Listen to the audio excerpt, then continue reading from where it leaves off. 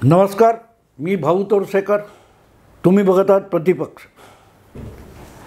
मित्रांनो, पुण्याच्या त्या अल्पवयीन मुलाने, धनदांडग्या कुणा पालकांच्या मुलाने जो काय अपघात घडवून आणला, त्याच्यावरून तपास आणि न्याय सोडून इतर गोष्टीवर प्रचंड गहजप चालू आहे. शेवटी एक गोष्ट असते मित्रांनो, मला एक जुना प्रसंग आठवतो.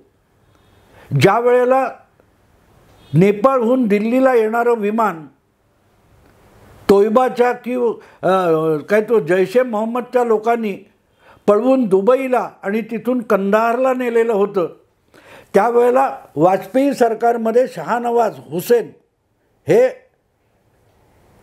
हवाई वाहतूक मंत्री होते आणि त्या घटनेची सुगावा लागल्यानंतर ते वेगाने दिल्ली विमानतळावर जायला निघालेले होते.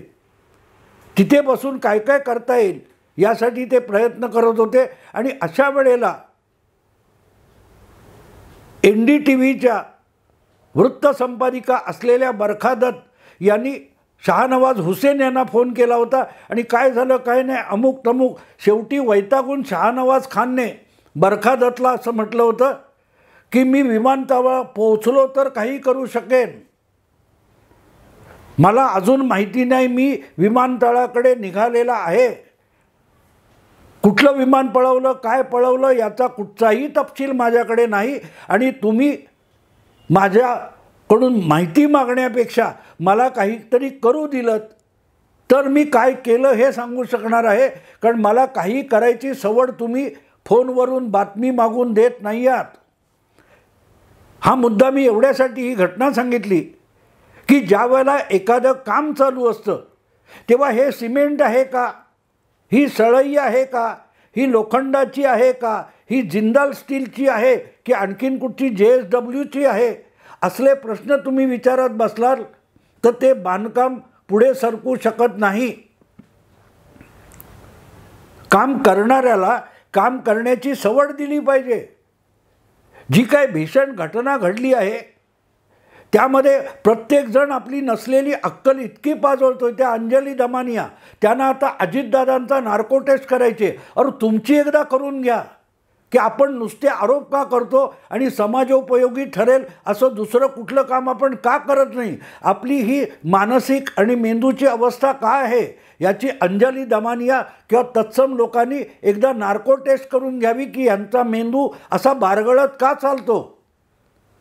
शंका उपस्थित करणं ठीक आहे, पण अपघात कोणाचा झालाय, तो आरोपी पकडलाय की नाही त्याचा तपास चालू आहे. यांना अजितदादांची नार्को टेस्ट पाहिजे. मग अजितदादांवर असले आरोप करणारे जे आहेत त्यांची सुद्धा नार्को टेस्ट का नको. प्रत्येकाची नार्को टेस्ट करून घ्या. केजरीवालची नार्को टेस्ट का होत नाही. अंजली दमानिया ह्या अजूनही आम आदमी पक्षाशी संबंधित आहेत. तर स्वाती मालीवाल प्रकरणामध्ये अभद्र व्यवहार झाला असं म्हणणारा संजय सिंग किंवा कठोर कारवाई करण्याची भाषा बोलून निवडणूक प्रचारात गर्क झालेला अरविंद केजरीवाल यांची नार्को टेस्ट घ्या असं अंजली दमानियांना का वाटत नाही. घटनाक्रम किंवा अपघाताचा प्रकार थोडा वेगळा असला तरी दोन्हीकडे भीषण अपराध झालेले आहेत. तर एकीकडे नार्को टेस्ट पाहिजे आणि दुसरीकडे अंजली दमानिया चुप्प बसतात, मौन धारण करतात. तर अशी अंजली दमानियांच्या मेंदूची अवस्था का झालेली आहे यासाठी त्यांची नार्को टेस्ट का व्हायला नको. असो, सांगायचा मुद्दा असं की एकट्या अंजली दमानिया असं नाहीत. मला तर असं वाटतं की त्या पुण्याच्या प्रकरणामध्ये सुषमा अंधारे, धंगेकर यांच्यापासून अनेकांची नार्को टेस्ट व्हायला पाहिजे. आणि त्यामध्ये अंजली दमानिया यांच्या बरोबरीने जर नंबर लावायचा असेल तर महाराष्ट्र प्रदेश काँग्रेसचे अध्यक्ष नाना पटोले यांची एक नार्को टेस्ट व्हायला पाहिजे. कारण कुठेही खुट्ट फुट्ट वाजलं की लगेच देवेंद्र फडणवीसांनी राजीनामा दिला पाहिजे. दिसेल त्याचा आणि मिळेल त्याचा राजीनामा मागणं हा नाना पटोले यांचा एक छंद होऊन बसलेला आहे. आपण कशासाठी राजीनामा मागतोय, घडलंय काय याचं कुठलंही भान नसतं. आणि प्रामुख्याने राजीनामा मागता मागता आपण राजीनामा का देऊन बसलो याचं उत्तर मात्र नाना पटोले यांना आजतागायत देता आलेलं नाही. राजीनामा मागणं, राजीनामा देणं आणि राजीनाम्यानंतरची जी परिस्थिती निर्माण होते त्याचा कधीतरी नाना पटोले किंवा तत्सम लोक वडेट्टीवार वगैरे विचार करतात का? हेच नाना पटोले 2019 नंतर महाराष्ट्रामध्ये जी महाविकास आघाडी तयार झाली आणि सत्तेत आली त्यावेळेला 3 पक्षांना एक एक महत्त्वाचं काय ते घटनात्मक पद द्यायचं म्हणून नाना पटोले हे महाराष्ट्र विधानसभेचे सभापती झालेले होते. शिवसेना एक प्रमुख पक्ष, त्याला मुख्यमंत्रीपद, काँग्रेस आपला राष्ट्रवादी हा दुसरा प्रमुख पक्ष, त्याला उपमुख्यमंत्रीपद देण्यात आलं. तर विधानसभेचा सभापती काँग्रेस पक्षाला मिळाला आणि नाना पटोले यांची महाराष्ट्र विधानसभेचे सभापती म्हणून वर्णी लागली.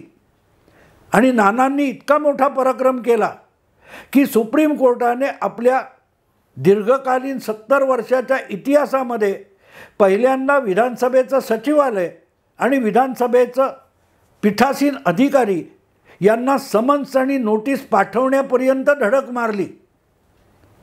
त्याला तोंड देण्यापेक्षा नानांनी विधानसभेत प्रस्ताव पास करून घेतला की सुप्रीम कोर्टाच्या नोटीसची दाद देखील घेण्याची गरज नाही.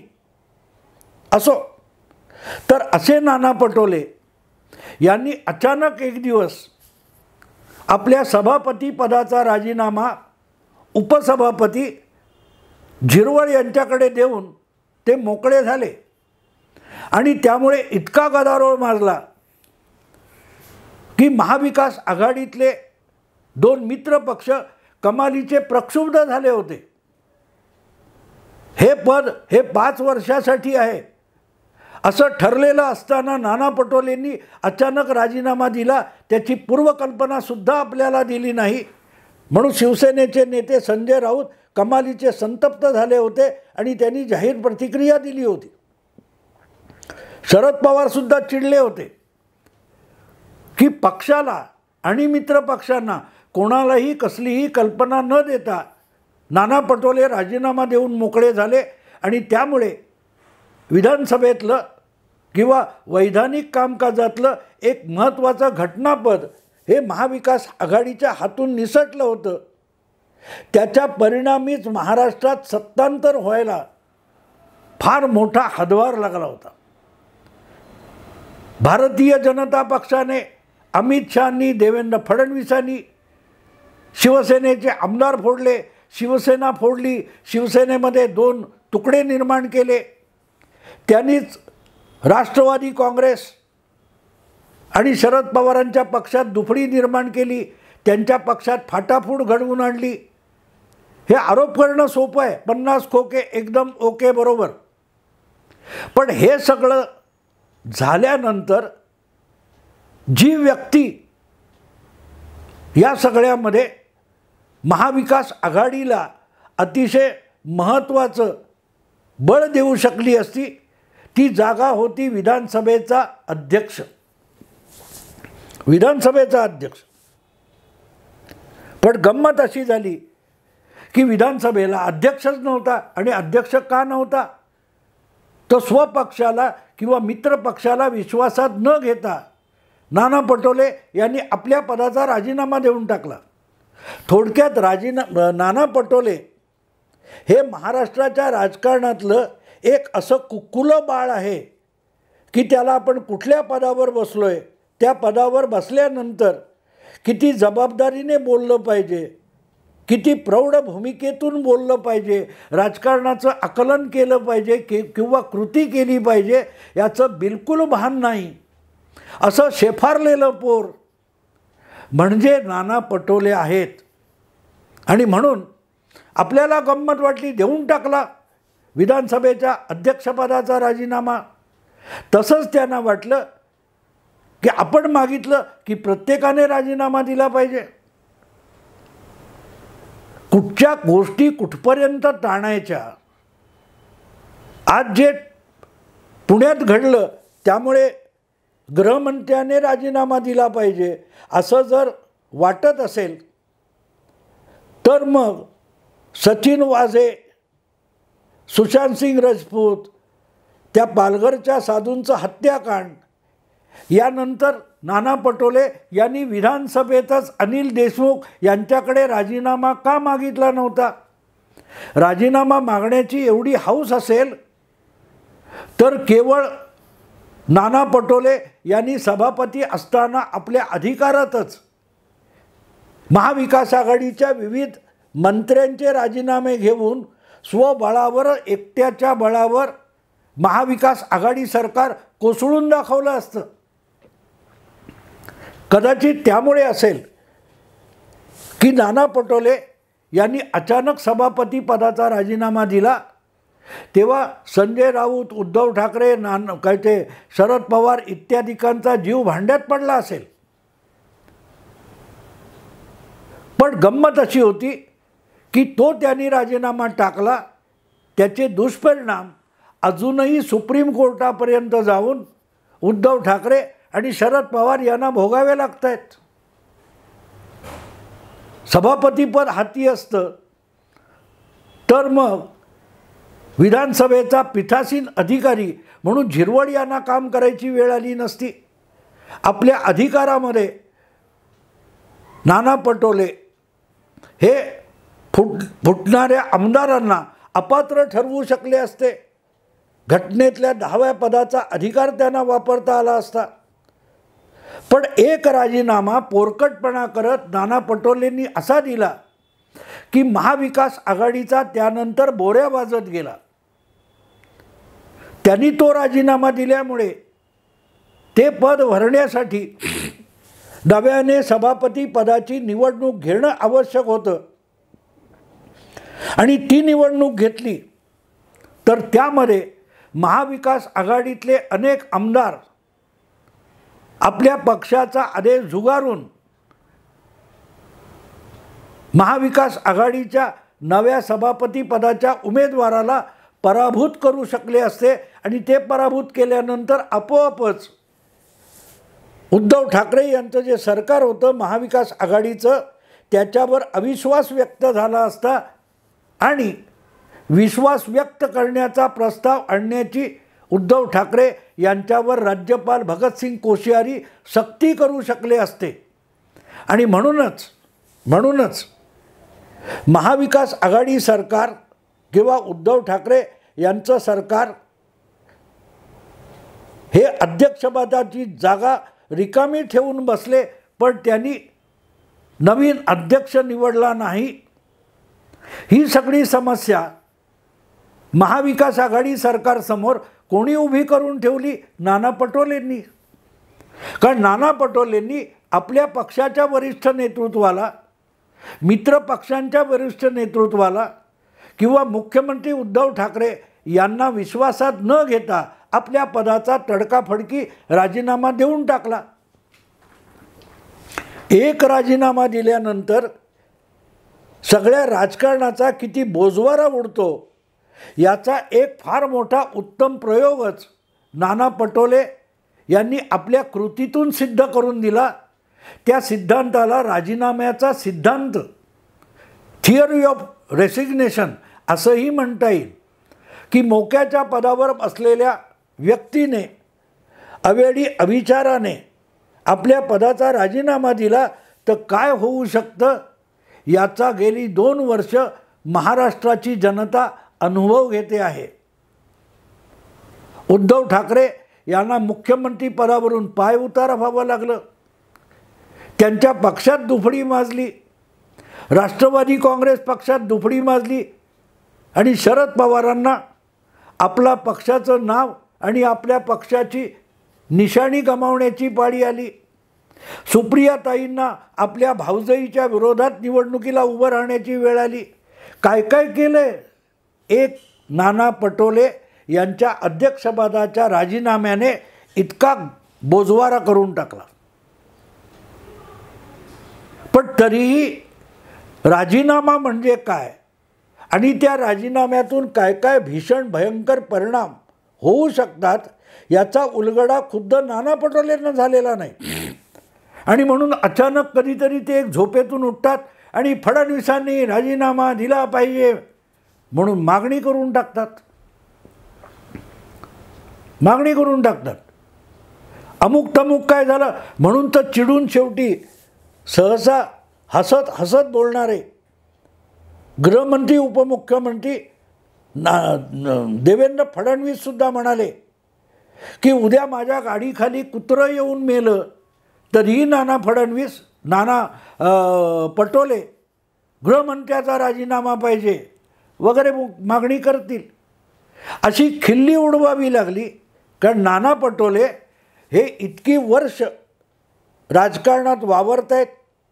अगदी विधानसभेचे आमदार, सभापती, लोकसभेचे खासदार हे सगळं होऊन देखील राजीनामा म्हणजे काय असतं रे याचा थांग पत्ता न लागलेला नेता म्हणून पटोलेंकडे बोट दाखवावं लागतं. ज्या वेळेला शिवसेनेची फाटाफूट झाली, निवडणूक आयोगात विषय गेला, निवडणूक आयोगाने शिंदे गटाला काय ते हे देऊन टाकलं, मान्यता देऊन टाकली, निवडणुकीचं धनुष्यबाण चिन्ह देऊन टाकलं. विधानसभा अध्यक्षांसमोर सुनावणी झाली आणि त्या सुनावणीमध्ये फुटलेल्या आमदारांना, वेगळ्या झालेल्या आमदारांना अपात्र ठरवण्याचा जो विशेषाधिकार 10व्या परिशिष्टाने सभापतींना दिलेला आहे तो अधिकार वापरून राहुल नार्वेकर यांनी शिंदे यांच्याच शिवसेनेला मान्यता देऊन टाकली. नाना पटोले असते तर तो अधिकार आपोआपच महाविकास आघाडीच्या अध्यक्षाकडे आला असता, नेत्याकडे आला असता, नाना पटोलेंकडे आला असता आणि नाना पटोले शिंदे आणि त्यांच्या 40 आमदारांना अपात्र ठरवू शकले असते. भले त्याला नंतर सुप्रीम कोर्टात चॅलेंज दिलं गेलं असतं, आव्हान दिलं गेलं असतं. पण जो आरोप नंतर कपाळ आपटून राहुल नार्वेकर सभापती यांच्यावर करण्यात आला, तो आरोप करण्याची संधी संजय राऊतांना मिळाली नसती. नाना पटोले यांनी राजीनामा दिलाच नसता तर राहुल नार्वेकर महाराष्ट्र विधानसभेचे अध्यक्ष म्हणून निवडून येऊ शकले नसते. आणि म्हणून तुम्हाला आठवत असेल की 30 जून 2022ला एकनाथ शिंदे मुख्यमंत्री झाले. त्यांना विधानसभेमध्ये आपल्यावर आमदारांचा बहुमताचा विश्वास दाखवायचा होता.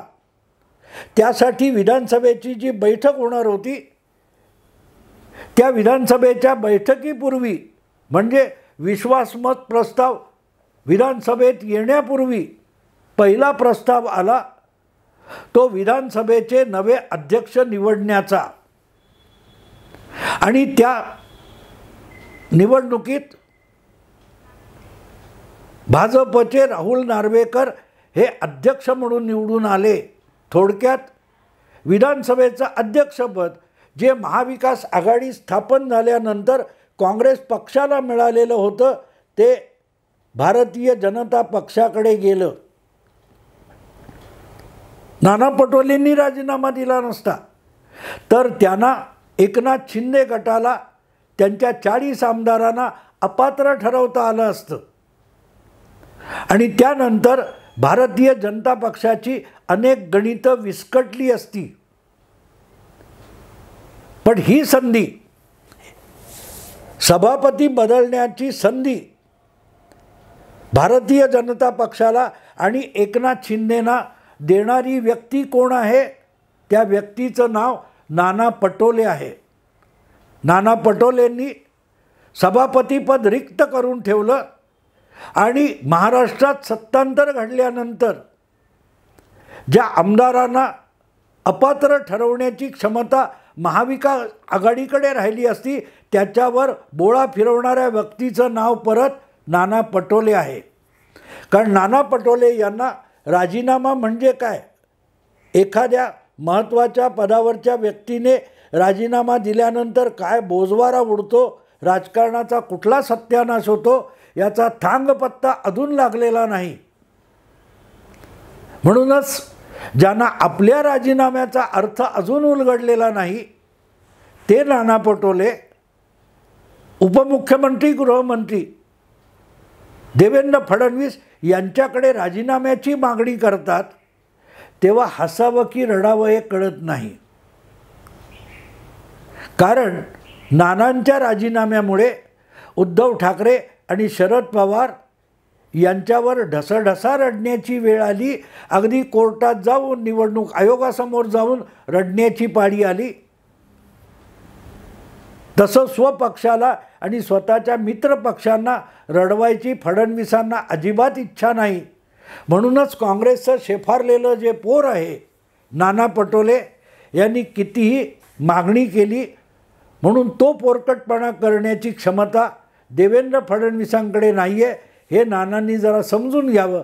मग हे रोज उठून सकाळी, दुपारी, संध्याकाळी राजीनामा मागण्याची त्यांची हौस ते सोडून देतील. मित्रांनो, आत्ता इथेच थांबतो. आवडलं लाईक करा, शेअर करा, सबस्क्राईब करा. नमस्कार.